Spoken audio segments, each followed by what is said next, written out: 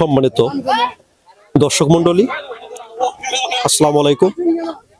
দেশ ও দেশের বাইরে থেকে যারা আমাদের সঙ্গে আছেন সবাইকে স্বাগতম।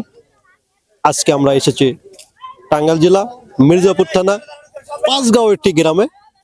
এখানে আমরা জানতে পারলাম এখানে কমলা চাষ করে এবং পেয়ারা চাষ করে, আপেল চাষ করে।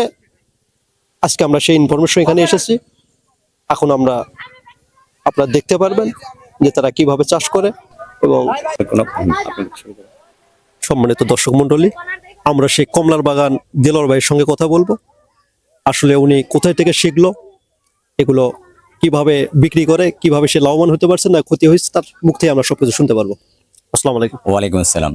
ভালো আছেন?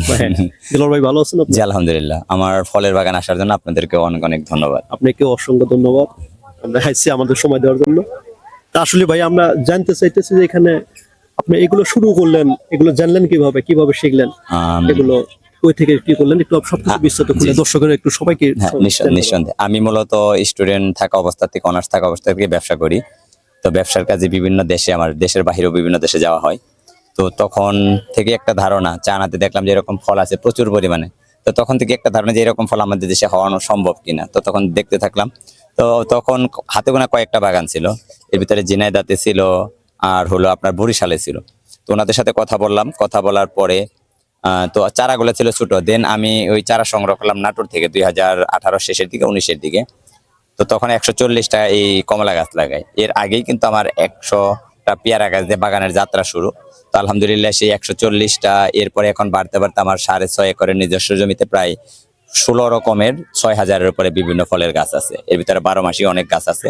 আর মূলত মেনলি হলে আমি সারা বছর পেয়ারা বিক্রি করে থাকি, মালটা বিক্রি করে থাকি। বিভিন্ন ধরনের কমলা আছে, 12 মাসি আম আছে, 12 মাসি আমড়া আছে, এরপরে পেঁপে আছে, কলা আছে, আনারস আছে, জাম্বুরা আছে, হ্যাঁ বিভিন্ন রকমের লটকন আছে, সব ধরনের 12 মাসি আম।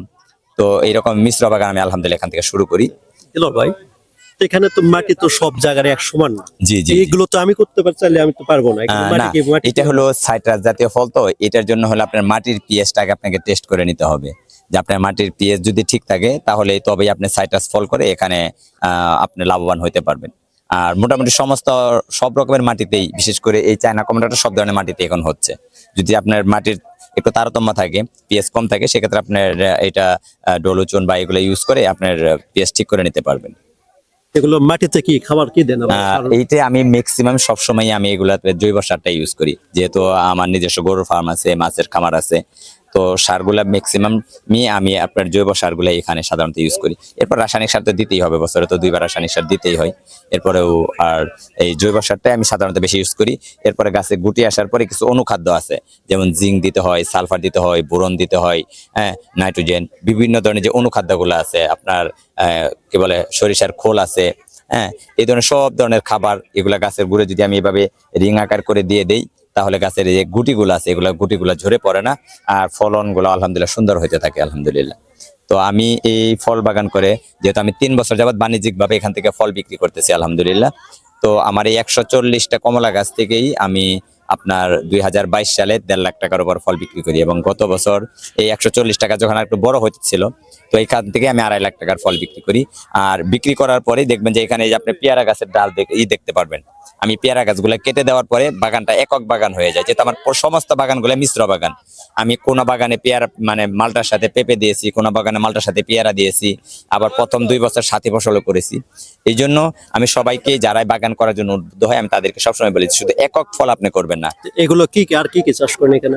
এখানে আমি মিশ্র ফল হিসেবে প্রথম বছরেই আমি 2 বছর পর্যন্ত এখানে আপনি মিষ্টি কুমড়া চাষ হইতো, তারপরে ধনে পাতা চাষ হইতো, তরমুজের চাষ হইতো এখানে এই মাটিগুলো। অর্থাৎ তখন তো গাছের মধ্যে যদি আমি আপনার এই ফুলকপি চাষ হইতো, এখানে বাঁধাকপি চাষ হইতো। অর্থাৎ আমি ওইগুলোর ভিতরে খাবার দিয়ে দিতেছি, কিন্তু অটোমেটিক্যালি ওই খাবারগুলো এই গাছগুলোর ভিতরে যাচ্ছে।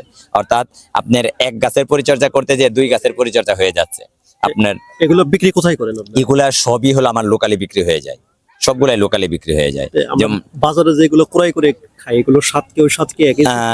এই ফলটা হলো আপনাকে যদি হারভেস্ট করার পরে একটু ঘরের ভিতরে 2-1 দিন যদি 3-4 দিন যদি রাখেন, দেখা যাবে যে ফলের চামড়াগুলো একটু আপনার কি বলে এই পাতলা আপনার পাতলা হয়ে যাবে। সেই সাথে এটার ভিতরে যে অ্যাসিডিটি আছে এটা সুগারে পরিণত হয়ে যাবে। কারণ বিদেশ থেকে যে ফলগুলো আসে সাধারণত আমরা দেখি এগুলো কিন্তু শিপে আসে, হ্যাঁ, 10 দিন, 15 দিন, 20 দিন, 40 দিন পর্যন্ত লেগে যায়।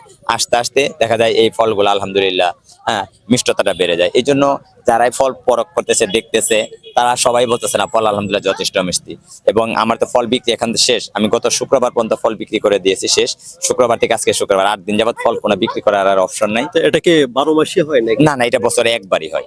এটা বছরে বছরে একবারই হয়। কি মাস করে- কি মাস- ফেব্রুয়ারির দিকে ফল আসে আর ফল হারভেস্ট হয় আপনার নভেম্বরের সেকেন্ড উইক থেকে। এক গাছ থেকে কত টাকা বিক্রি করতে পারেন? আমার যেহেতু আমি আপনাকে একটু আগে বলতেছিলাম যে আমার এই বছরের লক্ষ্যমাত্রা ছিল 4 থেকে 4.5 লাখ টাকা। তো আলহামদুলিল্লাহ এইবার তার থেকে অনেক বেশি, আলহামদুলিল্লাহ প্রায় 6 লাখ টাকার মতো আমার ফল বিক্রি হয়ে গেছে এবার। তাতে আমি এভারেজে প্রত্যেকটা গাছ থেকে 30 থেকে 35 কেজি আমার ফলন আসছে। এগুলো চারা কি আপনি বিক্রি করেন? চারা ওইভাবে বাণিজ্যিক ভাবে আমি চারা বিক্রি করি না। আমি যেহেতু বাগান এক্সটেনশন করার জন্য আমি এই কলম গাছের ডাল থেকে 2000 চারা তৈরি করছিলাম। অনেকের রিকোয়েস্টের কারণে আমি 400 জনকে 400টা চারা দিতেছি। হ্যাঁ, কোন দর্শক যদি আপনার ভিডিওর মাধ্যমে দেখে যে চারা নিতে চায়, এখন আর চারা দেওয়ার আমার এবছর আর সুযোগ নাই।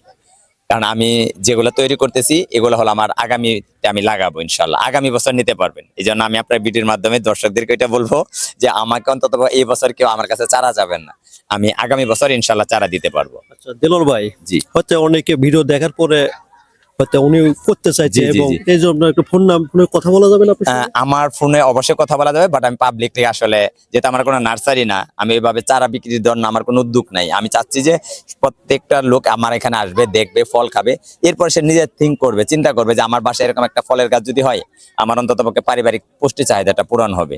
এই জন্য আমি কাউকে বাগান করার জন্য যে শত শত চারা, হাজার হাজার চারা, ওইটা দেওয়ার মতো আমার অ্যাবিলিটি নাই। আমি মাত্র 2000 চারা তৈরি করছিলাম, এখান থেকে 1600 চারা আমি নিজে আরো লাগাচ্ছি। 400 চারা 400 জনকে দিয়ে দিতেছি। হয়তো সেখান থেকে আমার হাতে এখন 15-20টার মতো চারা হয়তো থাকতে পারে, এর বাইরে চারা নাই। এই জন্য একজনকে আমি একাধিক চারা কখনোই দিচ্ছি না। আর যাদেরকে চারা দিচ্ছি তাদেরকে আমি এই বার্তা দিয়ে দিচ্ছি যে আমার সাথে 2 বছর অন্ততপক্ষে যোগাযোগ রাখার ট্রাই করবেন, যাতে করে গাছের যে কোনো সমস্যা হলে আমি আমার ক্ষুদ্রগান থেকে আপনাকে সহায়তা করতে পারবো। সেই সাথে আমার এই বাগান করে যে শুধু যে আমি নিজে লাভবান হয়েছি জিনিসটা এমনটা না। আমার হাত দিয়ে আলহামদুলিল্লাহ 18 জন যুবক গত 22 সালে এবং 23 সালে আলহামদুলিল্লাহ এখান থেকে তারা বাগান করতেছে। তাদের বাগানের পাশাপাশি কেউ এরকম 1-2টা করে গাভীও কিনে তারা পালন করতেছে, অর্থাৎ নিজেরা উদ্যোক্তা হওয়ার জন্য তারাও স্বপ্ন দেখতেছে।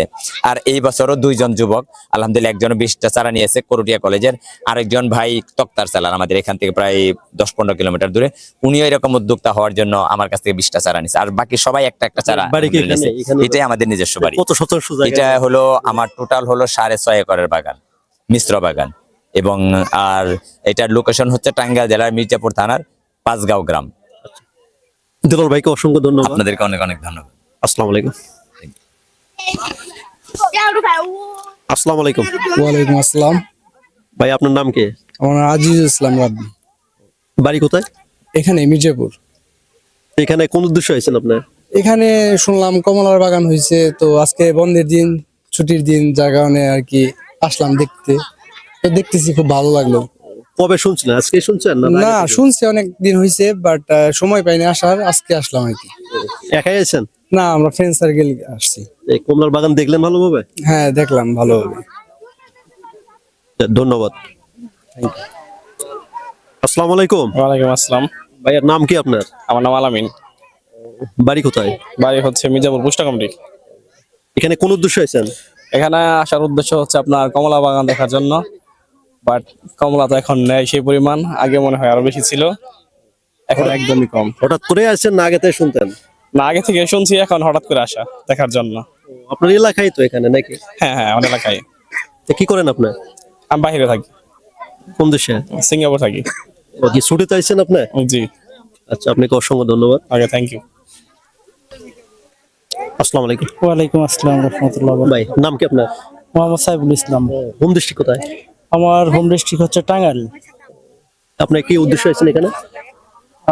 টাঙ্গাইলে ঘাটাইল থেকে আমি আসছি। আমি ওখান থেকে ফেসবুকের মাধ্যমে জানতে পারছিলাম যে এখানে কমলার বাগান আছে।